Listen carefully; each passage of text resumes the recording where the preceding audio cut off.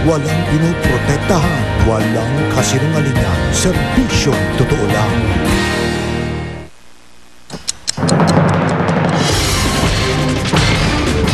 Bulkang Bulusan sa Sorsogon.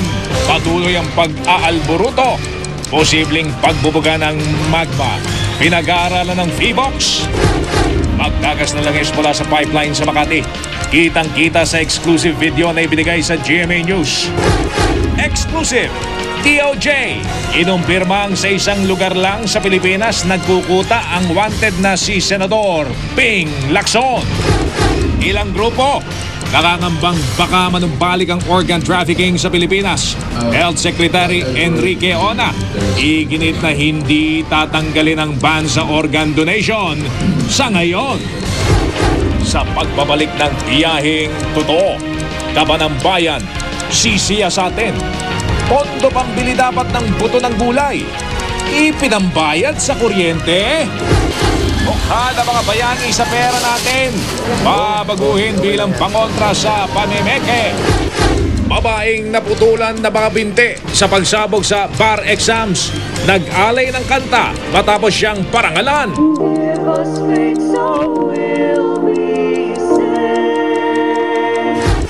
Anim na araw bagong laban kay Antonio Margarito.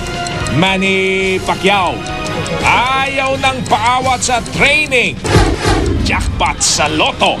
Umabot na sa tumataginting na mahigit 350 milyong piso. Pinakamalaki sa kasaysayan. Mga karanasan ni Krista Kleiner sa pagsali sa Miss International Pageant. Ikinwento niya mismo sa kanyang video blog. Sa kalsado, abot daw ang nerbiyos sa pagrampa ng naka-two-piece. At Comedy King Dolphy, ginawaran ng mataas na parangal ng Malacanang. We treasure this award until my memorial park.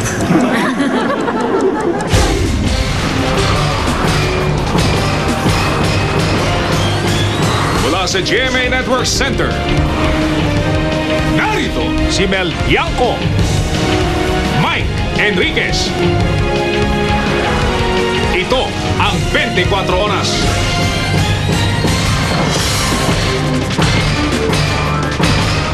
Magandang gabi po. Matapos ang 3 taon, nagbubuga na naman ng abo ang Bulkang Bulusan sa Sorsogon. Huling nangyari ang serya ng ash explosion noong 2007. 1980 naman ang huling pagsabog na may magma o lava. Meron pong paglilinaw ang PHIVOLCS. Nasa alert level 1 pa lang sa ngayon ang bulkan. Ibig sabihin, malayo pang posibilidad ng malakas sa pagsabog na may kasamang mga nagbabagang bato.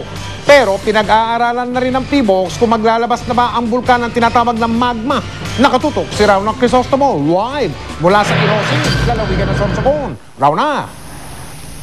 Mel, Mike, muling nagbuga ng abo ang Mount Bulusan at sumabog nitong umaga matapos itong manahimik buong araw kahapon. Kaya naman ang ilang lokal na pamahalaan na malapit sa bulkan todo alerto na. Pero ang hindi maiwasan, ang ilang mga residenteng pilit pa rin pumapasok sa 4-kilometer permanent danger zone.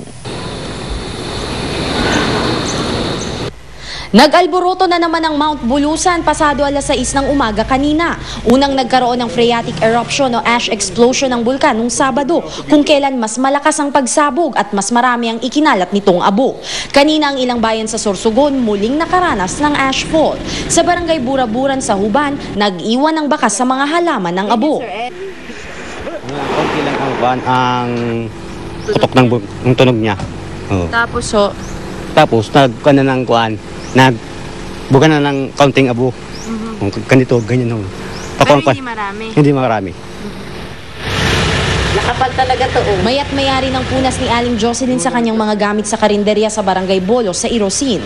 Tinakpan na rin niya ang kanyang mga panindang pagkain. Kasi nagluluto ako, tapos nakita na lang nung kapitbahay ko, umaano na daw yung aspol. Parang ulan siya na yung ambon-ambon lang na, yung sa ulan, parang ambon. Akala namin ulan, yung palang sumabog pala yung bulkan. Sa bubong ng karinderyang ito nakakuha ng ash sample ang PHIVOLCS. Gagamitin raw nila ito para malaman kung patuloy bang abo ang ibubuga ng bulkan o di kaya'y maglalabas na ito ng magma na mas delikado para sa mga residente. O kung halimbawa may involved na magma, sabihin pwede tayong mag-expect na mas malakas na pagputok. So yun yung tinitingnan ng pagkuha ng abo. So kung halimbawa yung mga old materials pa rin yung makikita natin, ibig sabihin wala pa rin involved na magma dito.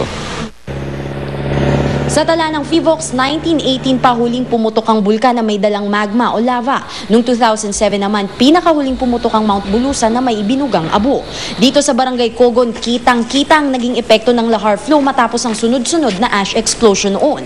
Pero may ilang dito pa ring naghahanap buhay at piniling tumira. Si Mang Dani pumasok pa sa 4-kilometer permanent danger zone. Naroon daw kasi ang kanilang taniman, kaya nang bumaba siya mula sa bundok, balot na ng abo ang kanyang mga paa. Hindi ko naman alam kanina na umano yung bulkan. Naanuhan ko na lang, maraming abo. Siyempre, nandito ang harap buhay. Pagdating mo doon, kung irulikit ka doon, wala kang harap buhay. Iyan pa ang talagang malaking problema dito kasi gaya sinabi ko, yung kabuhayan nila ayaw nila iwan, nandun ang buhay nila. Pero naka-ready naman kami na once na maging grabe ang sitwasyon, wala tayong magawa kundi evacuate sila. Inabisuan na rin ng taga-Municipal Disaster Risk Reduction and Management Council ang ilang residente sa barangay para sa kanilang mga dapat gawin oras na pumutok muli ang bulkan. Agad ding nagpatawag ang MDRRMC ng pulong nitong hapon para sa kanilang ibayo pang paghahanda, lalo tuloy-tuloy ang pagpapakita ng senyales ng pagiging aktibo ng bulkan. Sa ground deformation survey ng PHIVOLCS, nagkaroon ng deflation o pagbaba ng lupa sa barangay Inlagadian sa Kasiguran. Ibig sabihin, tuloy ang abnormal na aktibidad sa ilalim ng lupa. Halos 30 volcanic earthquakes din ang naitala mula nung unang pagsabog nung Sabado.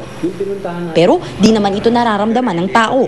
Ang nangyaring lindol nung Sabado ng madaling araw, di konektado sa bulkan at tectonic ang origin. Sa lakas naman ng lindol, nagkaroon ng mga bagong bitak sa simbahan sa Ginubatan, Albay. Sa ngayon, Mike, hindi pa raw kailangan ang magsilika sa mga residente dito sa bayan ng Irosin. Pero nakahanda naman daw ang lahat ng evacuation centers sakaling itaas pa ang alert level ng Mount Bulusan. Mike? Raw kaklaruin lang natin yung sinabi ng PhilVox at yung nakikita nyo dyan. Ang bumubuga ngayon, abo lang. Walang usok, walang pagsabog at hindi yung namumula-mula yung bunganga ng bulkan. Pag ganitong gabi, kitang-kita tulad ng naganap sa Mayon. Raw na. Mike, tama ka dyan. Abo lamang ang ibinubuga ng Mount Bulusan. Sa ngayon, kung may nakikita kayong mga steam na lumalabas dito sa bunganga ng Mount Bulusan, huwag daw mag-alala dahil normal naman daw ito. Mike? Maraming salamat, Rowna Crisostomo. Sa bansang Indonesia naman, tuloy pa rin sa pagputok ang Bulkang Merapi. Ito na raw ang pinakamatinding pagsabog ng bulkan sa loob ng 80 taon. Sa kapala ay binubugan itong abo.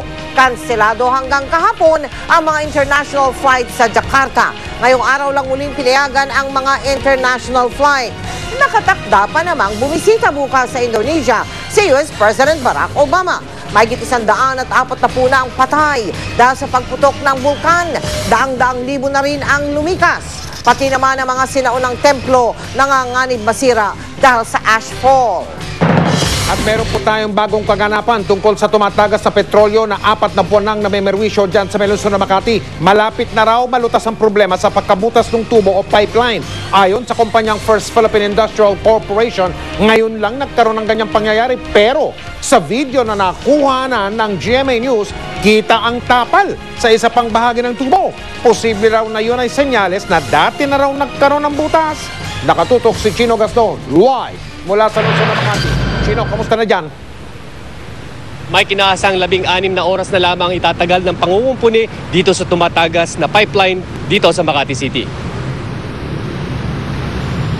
Sa videong ito na ibinigay sa GMA News, kitang-kita ang pagtagas ng langis mula sa bitak sa pipeline ng First Philippine Industrial Corporation sa Makati City. Ang videong ito ang pinakabagong kuha sa pagkukumpuni sa tumatagas na pipeline dahil maigpit na pinagbabawal ngayon ng media na makunan ang pag-repair sa pipeline. May drum pang inilagay ang mga repairman sa ilalim ng tubo para saluhin ang tumatagas na produktong petrolyo.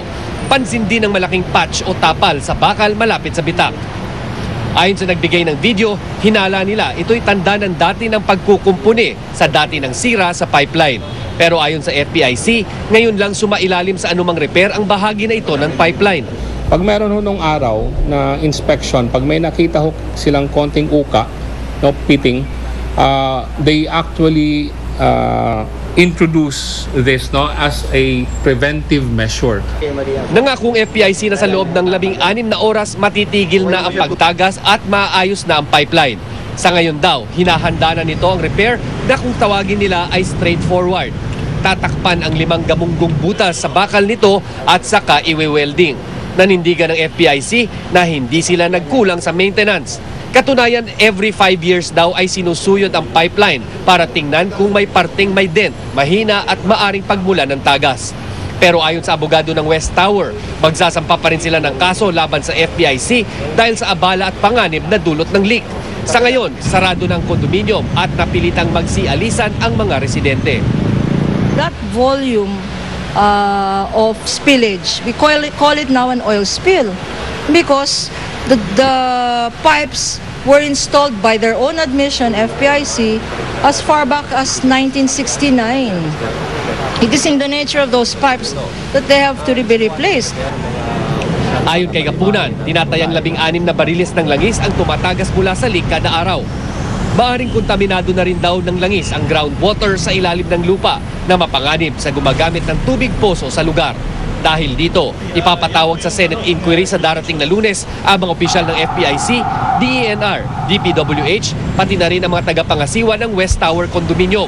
Maaring may paglabag na raw kasi sa Clean Water Act at iba pang batas kalikasan.